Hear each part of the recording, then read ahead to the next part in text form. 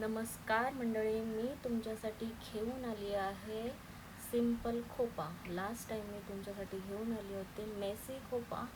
मग आता का मी सिंपल खोपा आणलेला आहे त्याच्या मागे एक रीझन आहे.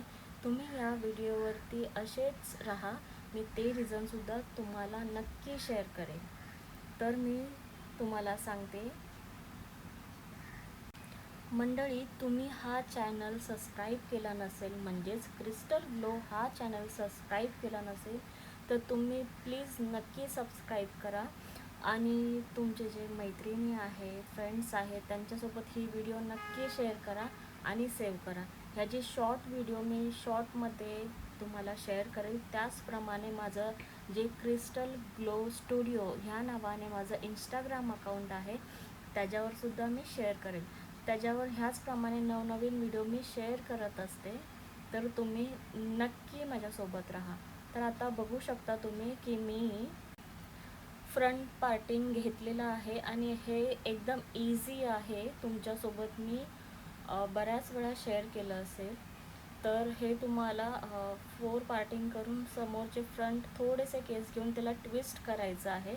त्याचप्रमाणे तुम्ही जी सरळ वेणी घालतात तशी वेणी घालायची नाही आहे, तुम्ही उलटी वेणी घालायची आहे आणि त्याला फोल्ड करून घ्यायचं आहे. आता थोड्याच वेळात मी ते फोल्ड करणार आहे, तुम्ही बघू शकता. वेणी भरपूर खाली गेली, ते बघा मी फोल्ड केलेलं आहे. आणि ह्याला तुम्हाला मेसी करायचं आहे. मेसी म्हणजे थोडंसं ओपन करायची आहे वेणी, जेणेकरून आपली छोटी वेणी असेल तर ती मोठी दिसेल.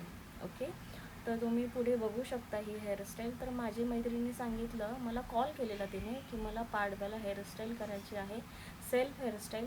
पण त्याच्यामागे एक रीझन आहे. तुझी मेसी खोपा टाकलेला आहे तो मी बघितला, मला खूप आवडला, पण तुम्हाला स्वतःला करता येणार नाही. कोण दुसरं करायला असेल तर मग ते करू शकता. तर मी तिला सांगितलं, मग तुझ्यासाठी मी एक सोपा खोपा घेऊन येते, ती व्हिडिओ तू नक्की बघ. तर हा मी व्हिडिओ स्पेशली तिच्यासाठी बनवलेला आहे की सिंपल खोपा कसा करावा. आता हा खोपा पुढे केस फ्लॅट करूनसुद्धा करतात, तो मला आवडत नाही. म्हणून मी काय केलेलं आहे, पुढे थोडं ट्विस्ट केलं आहे, जेणेकरून असा थोडा पफवाला लुक येईल आणि कोणाचा फेस राऊंड असेल तो एकदम तो असा चपटा दिसणार नाही. म्हणून मी हा स्वतः इव्हेंट केलेला आहे. असा स्पेशली कोण घालत नाही, डायरेक्ट खोपा घालतात.